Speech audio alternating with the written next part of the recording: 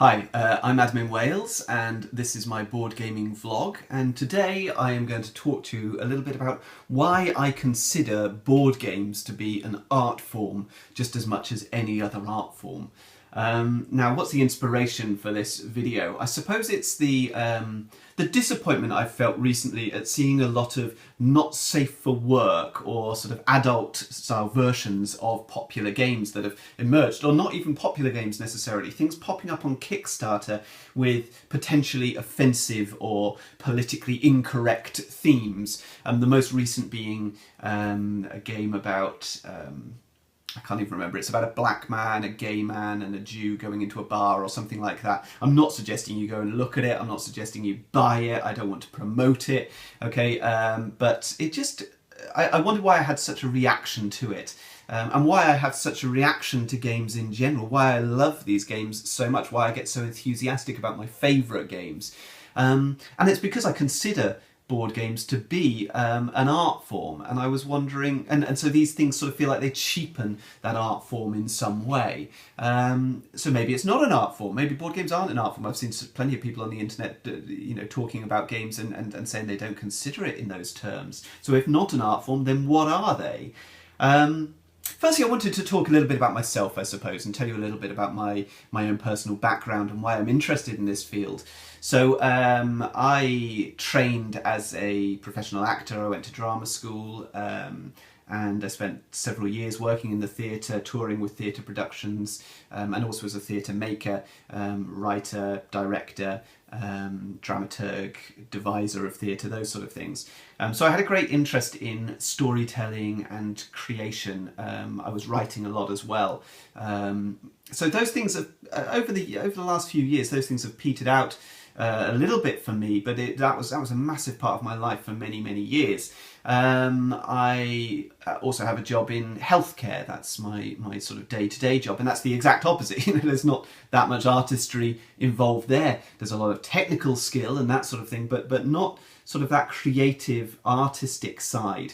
Now I design games as well as a sort of sideline, and I've got my first published game coming out in the next few months. I've got another one coming out fairly soon after that, and so I spend a lot of time working with game design groups, attending playtesting sessions, playtesting other people's games and watching this design process. And that's why for me I'm immersed in that creative side of board gaming, and why I can see the sort of artistry coming through. And I think that makes me appreciate games even more, and perhaps I look at them from a slightly different angle to the average player who doesn't really care about all that stuff. And there's no reason that they should. I don't want to sound pretentious about this. There's no reason that people should enjoy these things just for the fun that they are and the experiences that they provide. So what is art generally? I suppose art is a whole diverse range of different things, activities. They're visual arts and auditory arts and performance style arts, usually displaying some sort of real technical or creative skill. They're a creative endeavour with the intention of creating, of provoking emotion, I suppose, or transferring ideas. Or sometimes they're just there just for the sheer beauty of them. So art can be all these different sort of things. There's usually some sort of human agency in it. Somebody's created this art form. Someone's gone through that creative process.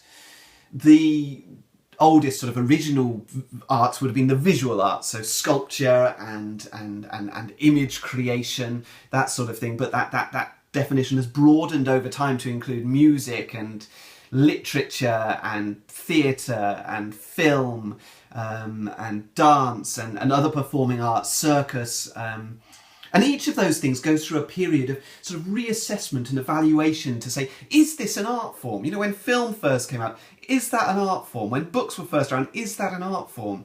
Comic books, graphic novels, that we're all going through this process somewhere on this spectrum. Video games being the biggest group of all as a fairly recent invention, and with a much more significant impact on culture than board games have had. and similar sort of issues with whether we consider video games an art form as to board games. Largely, it's about agency, the audience's ability to interact with that art form, because these are experiential things, they're interactive things, and we've never had that in art before. The only interaction that the audience had with an art form traditionally was purely sitting back, feeling the emotions and interpreting it in their own personal way. They didn't actually have any agency, whereas now they do. They can interact with those video games, they can interact with these board games. And this is not specific to games, because this is the way the theatre movement has gone as well over recent decades. Augusto Boal with his Theatre of the Oppressed, and Dorothy Heathcote with her Mantle of the Expert in Theatre and Education, which is very precious to us in Wales, really, as the backbone of our theatre. The theatre is no longer that sort of proscenium arch, standing on the stage and talking to the audience. The audience now are involved in a lot of modern theatre, whether that's a good thing or not. So what are games capable of now? What's the purpose of art? I suppose the first purpose is mimesis. It's the representation of reality, simulation, creating an image, and art can be analysed on that form. Is this a good, accurate representation, like a photograph, or is this something more abstract? It's about expression of ideas. These might be political ideas, or they may not be. And it's about transmitting emotions and making people feel emotions. What's the situation with the profession today? What's the mindset of the professionals who are creating these games? Are they trying to create art? And what difference would that make if they were? If a painter goes to paint a picture, are they painting art, or is that their intention, or do they just want to paint a picture? If a filmmaker makes a film, are they trying to make art, or are they trying to make a film? If a playwright is writing a play, is he trying to create art or write a play? And I suspect the answer to that is that many of these creative people are trying to create art, and in doing so they create bad art, they create a bad play, they create a bad film. And I suspect somebody who tried to create art in board game form would create a bad board game. So what exactly are we trying to achieve? What's the motivation of game makers? I would say, first and foremost, the majority of game makers are doing it for the creative process itself, just because they have to do it. They have it in them, they have that urge, and they want to share it. They want to express something of themselves in this form. But that's not all that's out there. There's also people who are just trying to make money. Does that stop it being an art form? No, probably not. It's a cheaper aspect, a slightly sort of dirtier aspect of the market, but for every independent film that wins the awards at Cannes, there's a big blockbuster multi-million pound film. Is it a bad film? It depends on your stance, doesn't it? And that's the same in literature. There are throwaway books that sell an absolute fortune, millions and millions of copies, and then these wonderful little books that nobody ever discovers. It's the thing we're seeing at the moment with comic books, where we're starting to see these graphic novels, which are essentially comic books, but they're nicely bound, and they're bigger, and they're more epic in their scope, and their production values are higher, but essentially they're the same thing as a comic. And that's true in board games too. So when we have these little Kickstarter things that, there's nothing there that's about creativity or artistry. And I'm not saying this of all Kickstarters. There's a lot of creativity and artistry on Kickstarter. But there are also these little games that come up where you just know that person spotted something in the market and they've gone, I can make an absolute mint from this. And things like the success of games like Exploding Kittens, which made, sold millions and millions of copies. Massive, massive success on Kickstarter. But was that driven by the artistry behind the process, or was that driven by spotting that this could make some money? One thing I would say for Cards Against Humanity, which is the sort of poster child of these not safe for work games, is that I don't suppose they knew quite how much money they were going to make when they created that game. I suspect that was a game that was generated out of a bunch of players who really wanted to play this style of game. They liked Apples to Apples and they wanted to play a dirty version. They were playing it themselves, they were having fun with it, so they decided to share it with the world. I wish they hadn't. But that's still an artistic endeavour, albeit one that... Well, these things leech off the sort of the more wholesome sort of artistry that goes around, and they're always going to be there, aren't they? And they raise important questions, perhaps.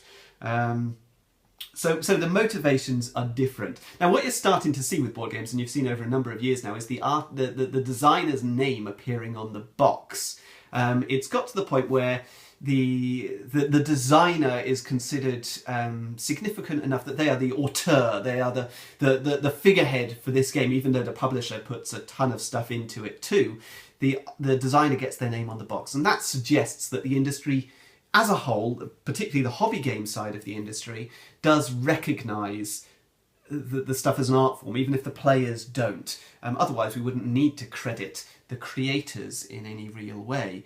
You don't see the name of the inventor of just a sort of household product that you buy. You see the name of the creator when it's a creative process, an artistic process that's been happening there. So if they're not, if games are not an art form, what are they? The sort of debate that I've seen online, people criticising this and saying they're not art, they don't fall into that category. Some people say, well, I was reading one person talking about the human beings having a biological need to play. It's a part of their physiological makeup. So games are just a manifestation of this. They're essentially toys for adults. Which raises the question, can toys be art form? I recently went to a toy convention. I've never been to anything like this. Designer toys, ToyCon in the UK. I believe this is a bigger thing in America and in Japan. And I love I'm going to give a shout out to Toy Break, a fantastic YouTube channel that looks at designer toys, but not just designer toys. They'll take toys from Toys R Us and so on, and they will analyse them as if they're a piece of art. They'll look at the quality of the sculpt, the painting, the decisions that have gone into the marketing, the packaging, everything like that. It's a wonderful, wonderful show. You should watch it. And there is a real movement towards, within the sort of the geek culture, this little niche corner looking at toys and treating them as art, and that fine line between what's a sculpture and what's a toy. So I don't think this holds up, saying board games are toys, therefore they can't be art. Other arguments that I've seen talk about the industry's emphasis on mechanics as opposed to an emphasis on narrative. Now, firstly, I'm not sure that's true. I think the whole American movement of board games is all about narrative and theme and not necessarily about mechanics. But another part of me thinks, well, that's what art is, isn't it? Art works within mechanics. This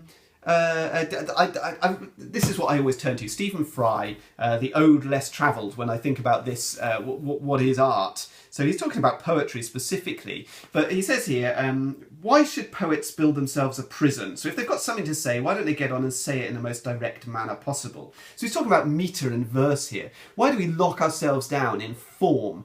So in board games, why do we lock ourselves down in mechanisms? Why not have these sort of big sandbox games where you can do anything? Well, painters paint within a canvas and composers within a structure.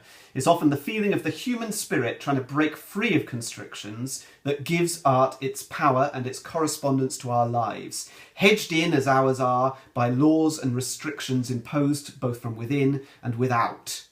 Poets sometimes squeeze their forms to breaking point. This is what energizes much verse, but if the forms were not there in the first place, the verse would be listless to the point of anime. Without gravity, all would float free. The ballet leaps of the poet's language would lose almost all their power. And then he quotes Wordsworth. Souls who have felt too much liberty welcome form. In truth, the prison into which we doom ourselves no prison is. Now, this is getting pretentious now, maybe, but I've long been a big fan of Shakespeare. I love Shakespeare. I've read all of Shakespeare. I've run reading groups about Shakespeare. We've looked at it in terms of its form, its metre.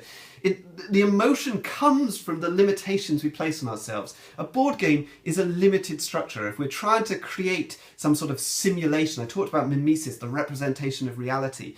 we're trying to simulate stuff. We don't have everything that's at the video game designer's disposal. And those constraints are the things that create the moments, the brilliant moments that we get in board games.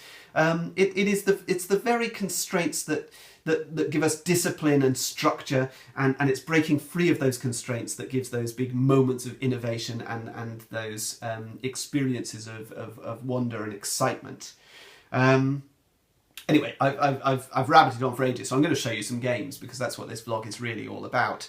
So firstly, let's talk a little bit about mimesis, the representation, simulation aspect of art, and my favourite game of all time, as it happens right now, is Evolution. And one of the main reasons I love it is because the simulation, while not entirely accurate, is so good. I mean, not to take away from the beautiful art that is on the box, you know, the beautiful paintings and things like that are in here, but the gameplay is sublime, and it represents what it's trying to represent so very, very well. Now, my previous favourite game of all time, and now my, well, I'm going to call it my number 3 actually, because I like Dixit very much as well. I'm coming back to Dixit. But my number 3 is Agricola, which I like for the same reasons. It presents itself as a simulation, a representation of reality, and yet it's constrained, and it finds its way around those problems that the board game presents. Not entirely accurate as a simulation, but the story sort of comes through. Narrative games, the American style games have a lot of these, but one that I particularly enjoy, I put it in this pile over here so I shall grab it now, is Raptor by Bruno Catala. This game just tells a lovely story. It puts you into the game itself, and you can feel some of those emotions. You know, if you're the dinosaurs and you're trying to get away from the scientists who are trying to capture your babies, or you're trying to attack those scientists, and if you're the scientists, you just want to grab them because that's your project, that's your goal, and you really get into the heart of it. That its theme is heavily immersed in the mechanics, but without bogging it down. It's a beautiful narrative sort of game.